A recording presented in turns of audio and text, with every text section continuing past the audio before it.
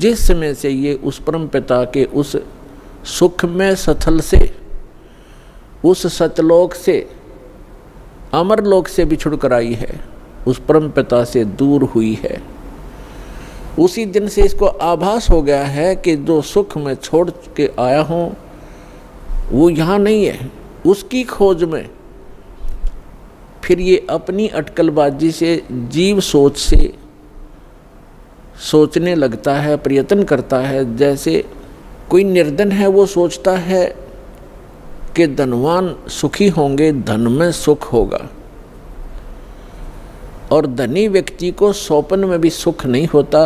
पुण्यात्माओं, निर्धन को तो ये बात जचे नहीं कि धनवान सुखी नहीं, लेकिन किसी धनवान यानी मायाधारी से मिलकर देखना उसके ऊपर कितनी समस्याओं का पहाड़ होगा,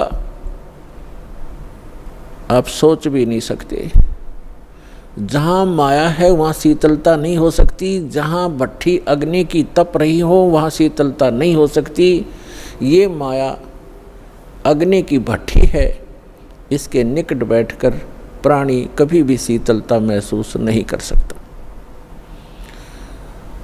धनी व्यक्ति सोचते हैं कि राजा लोग सुखी होंगे, राजा को सुख स्वप्न में भी नहीं होता। आपको ऐसा लगता है जैसे इसके आगे पीछे बड़ी सेना चलती है, बड़े बड़े अधिकारी सलूट लगा रहे होते हैं, ये महासुखी होगा, कारों में चलते हैं। सपने में भी सुख नहीं है इनको, क्योंकि हमने सुख का पता ही नहीं जो सुख होता है।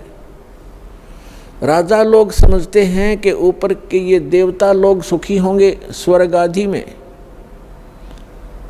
स्वर्ग के देवता सोचते हैं इंद्र सुखी होगा, जो देवराज है, देवताओं का राजा है। और देवराज सोचता है कि ब्रह्मा विष्णु महेश सुखी हैं। ब्रह्मा विष्णु महेश कहते हम स्वप्न में भी सुख नहीं हमारे को। आपने भगवान विष्णु की कथा पढ़ी होगी, बहुत बार सुनाई है, देवी भागवत प्रथम स्कंद में। खुद स्वीकार करते हैं श्री विष्णु जी, ब्रह्मा जी को बता रहे हैं कि मैं अधिकतर समय में तप करता हूँ और तप से अपने बैटरी चार्ज करके सिद्धियाँ प्राप्त करके फिर राक्षसों के साथ युद्ध करता हूँ। कभी मुश्किल से कोई समय मिलता है तो लक्ष्मी के साथ सुखपूर्वक समय बिता पाता हूँ। तो खाक सुख है यहाँ पर। परमात्मा बताते हैं झूठे सुख को सुख कहे, ये मान रहा मन मोद, सकल चबीना काल का, कुछ मुख में कुछ गोद।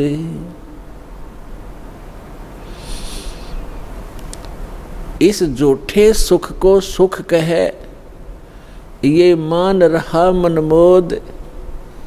कौन से झूठे सुख को? एक व्यक्ति बता रहा था कि मेरे एक कन्या ने जन्म लिया, जन्म से उस कन्या के गुदा स्थान नहीं था। इसको देखकर मेरे ऊपर पहाड़ टूट गया समस्या का, महा दुखी हो गया मैं। डॉक्टर के यहाँ लेकर गया मेडिकल में। जिस वार्ड में मेरी बेटी को भर्ती किया उसमें ऐसे 3-4 केस और थे। तब मुझे कुछ राहत मिली कि मेरे जैसे और भी दुखी हैं।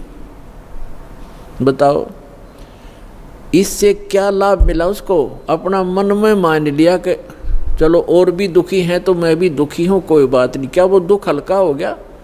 क्या गुदा स्थान बन गया बेटी का? तो पुण्यात्माओं, इसे गंदे लोक में रह रहे हम, यहाँ सुख नाम की चीज़ नहीं है। हम एक दूसरे को दुखी देखकर उससे हल्का दुख हो या उसके बराबर हो, हम अपने राहत मान लेते हैं। यहाँ कोई विकल्प नहीं है।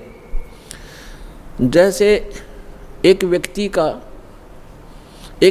के 3 पुत्र थे, एक पुत्र की मृत्यु होगी, बहुत दुखी, बुरी तरह रो रहे हैं, आहार भी नहीं कर रहे हैं। शोक व्यक्त करने वाले व्यक्तियों में एक ऐसा व्यक्ति उपस्थित था जिसका एक ही पुत्र था, वही मृत्यु को प्राप्त हो चुका था।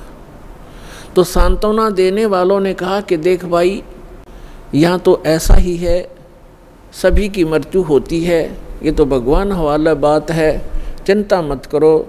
देखो ये भाई बैठा है, इसको देख कर जी ले, इसका इकलौता पुत्र था, उसी की मृत्यु होगी, ये भी तो अपना समय व्यतीत कर रहा है, धैर्य कर।